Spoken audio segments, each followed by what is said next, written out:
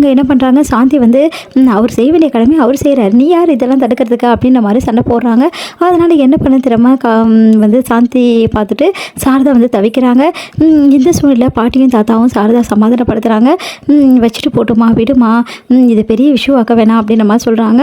அதனால் சாரதா என்ன பண்ணன்னு தெரியாமல் தவிச்சிட்டு இருக்காங்க. விஜய் வந்து அவங்களோட ஆஃபீஸோட ஃப்ரெண்ட்ஸ் எல்லாருமே கூட்டிட்டு வந்து என்ன பண்ணுறாரு, தட்டெல்லாம் வச்சு செமையாக அமக்கலம் பண்ணிகிட்ருக்காரு.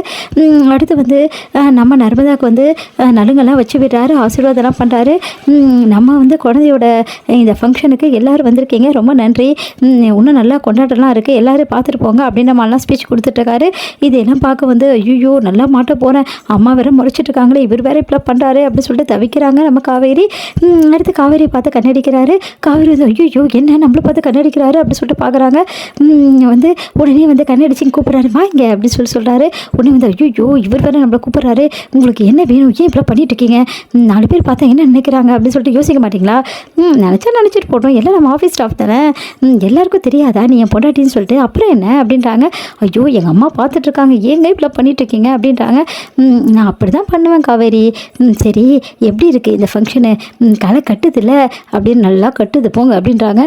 ஏன் காவேரி என்ன ஆச்சு அப்படின்னோடனே, வேறு என்ன சொல்கிறது, இதெல்லாம் யாருங்க உங்களை பண்ண சொன்னால், எதுக்குங்க இவ்வளோ பண்ணிட்டுருக்கீங்க, ஏற்கனவே எங்கள் அம்மா உங்கள் மேலே கோவமாக இருக்காங்க, இன்னும் கோவத்தை மேலும் மேலும் அதிகப்படுத்திட்டே இருக்கீங்களாங்க, இங்கே பாரு எனக்கு அதெல்லாம் தெரியாது, ஏன் மச்சினிச்சோட இந்த ஃபங்க்ஷனுக்கு நான் சூப்பராக செலிப்ரேஷன் பண்ணணும்னு ஆரம்பித்தேன், அதே மாதிரி கரெக்டாக பண்ணிட்டேன் அப்படின்றாரு. அதை கேட்டுட்டு வந்து ஐயோ இன்னும் என்னென்ன தாங்க வச்சுருக்கீங்க, இவ்வளோ தான் காவேரி, நம்ம கல்யாணத்துக்கு தான் இன்னும் நல்லா வச்சுருக்கேன், இது கல்யாணமா, அந்த விஷயம் உனக்கு தெரியாதுல்ல, கூடி சீக்கிரம் உனக்கு எனக்கு கல்யாணம் அப்படின்றாரு. அதை கேட்டு அதிர்ச்சி அடைகிறான் காவேரி, நீங்கள் என்ன சொல்கிறீங்க அப்படின்னு.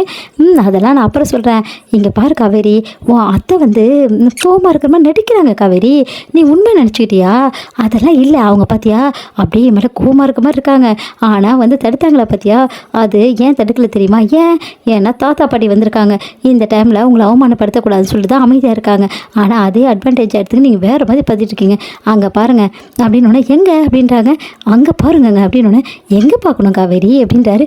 ஐயோ பின்னாடி ஏங்க மாமாவும் மாமியும் நம்மளே பார்த்துட்ருக்காங்க.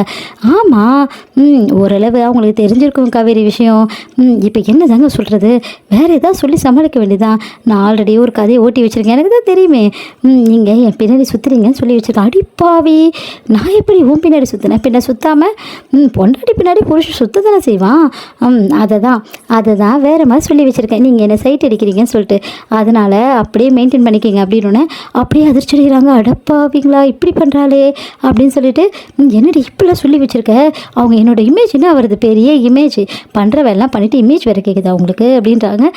சரி காவேரி கோச்சுக்காதடி அப்படின்றாரு. உடனே பார்த்து மட்டும் செல்ஃபி எடுத்துக்கலாம்னு சொல்லிட்டு கையை பிடிச்சிருக்காரு. ஒச்சு பிடுங்க என்ன அப்படி சொல்லிட்டு ஓடி போகிறாங்க. இதை எல்லாத்தையுமே சாரதா பார்த்துட்டு செம்மையாக டென்ஷன் ஆகிறாங்க. காவேரி இங்கே வா அப்படி சொல்லிட்டு கூப்பிட்றாங்க. காவேரி போகிறாங்க.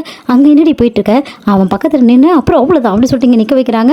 உடனே வந்து சாந்தி என்ன பண்ணுறாங்க, ஏய் காவேரி உனக்கு அறிவிட்டது இருக்காயிடடி, பார்த்தல உன் அக்காவையும் உன் தங்கச்சியையும் எப்படி ஜோடி ஜோடியாக அழகாக நிற்கிறாங்கன்னு, நீ இன்னும் தனியாக நின்றுட்டுருக்கா, உன் புருஷன் அங்கே நின்றுட்டுருக்கான், யாரை பார்த்து என்ன நினைப்பாங்க, முதல்ல போய் உன் புருஷன் கூட நில்லுப்போ அப்படின்றாங்க.